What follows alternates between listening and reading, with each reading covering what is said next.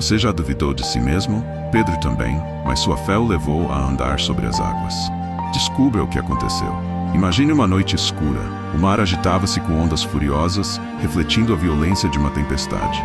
Naquela noite, no meio da confusão aquática, surge Jesus andando tranquilamente sobre as águas.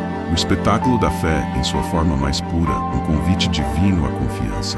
Entre os discípulos, Pedro estava. Homem de coração ousado, pediu para ir até Jesus, desejando unir a sensação da realidade tangível do mar com a força da crença que acalmava seus medos. Jesus o convidou a caminhar. Um passo, outro, e Pedro sentia a leveza do milagre sob os pés. Mas então, o vento soprou com força redobrada. Sua atenção se voltou para a maré, para a força e o perigo que o cercavam, e Pedro hesitou. No momento em que o medo superou a fé, ele começou a afundar. A água gelada subiu, o pânico tomou conta. Desesperado, Pedro clamou por socorro. Sem hesitação, Jesus estendeu sua mão, segura, firme, trazendo Pedro de volta à superfície. Homem de pouca fé, por que duvidaste? Questionou Jesus, uma lição que atravessou eras, tocando cada coração que já flertou com a dúvida. A tempestade eventualmente cedeu, trazendo uma calmaria, não só ao mar, mas também àquela pequena tripulação de crentes desafiados. Pedro, em silêncio, refletia sobre o poder da fé, e como num piscar de olhos ela pode vacilar. No entanto, mesmo quando nossa fé falha, a presença de Jesus reergue, mostrando que nunca estamos verdadeiramente sozinhos, desde que mantenhamos nossos olhos voltados para Ele. Assim, ao chegar à margem com segurança, um novo ensinamento ficou estampado na mente dos discípulos e também nos nossos corações hoje, que a fé, mesmo frágil, pode nos manter acima das adversidades. Depois de andar sobre as águas e ser resgatado por Jesus, Pedro estava absorto em seus pensamentos. Ele entendia que a experiência que havia vivenciado não era apenas um milagre, mas uma poderosa lição sobre foco e fé. Sentado no barco, ainda recuperando-se do assombro da tempestade que havia passado, Pedro olhou para Jesus com gratidão e uma nova compreensão. Ele percebia agora que sua dúvida momentânea, quando começou a afundar, não era um fracasso, mas uma etapa de seu crescimento. Ao longo da vida, Pedro enfrentaria desafios similares, e essa experiência seria um marco em sua jornada espiritual. Os discípulos ao seu redor também estavam reflexivos.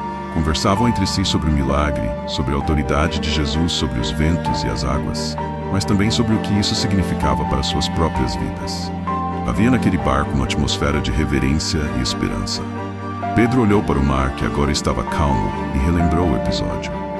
Ele refletia sobre sua fraqueza, mas reconhecia que com Jesus, sua fraqueza era transformada. Ele segurava firmemente na promessa implícita naquele resgate. Jesus estava sempre presente, pronto para estender a mão. Recordando-se das palavras de Mateus 16:16, Tu és o Cristo, o Filho do Deus vivo, Pedro começava a compreender mais profundamente quem era o Mestre que seguia. Com o passar do tempo, o foco de Pedro em Jesus se tornaria a chave para enfrentar medos e desafios. Ele começou a se transformar internamente, seu entendimento e sua fé se intensificaram. A coragem para declarar sua fé crescia, preparando para os papéis críticos que desempenharia na igreja primitiva. Nos momentos futuros, como sua infame negação de Cristo e a poderosa pregação no Pentecostes, podemos ver o reflexo desta experiência. Sim, Pedro falhou, mas nunca perdeu a essência daquela noite sobre as águas. Ele compreendia que a vida com Jesus não excluía os desafios, mas os transformava em oportunidades para testemunhar do poder divino. Assim como Pedro, todos nós vivemos momentos de dúvida.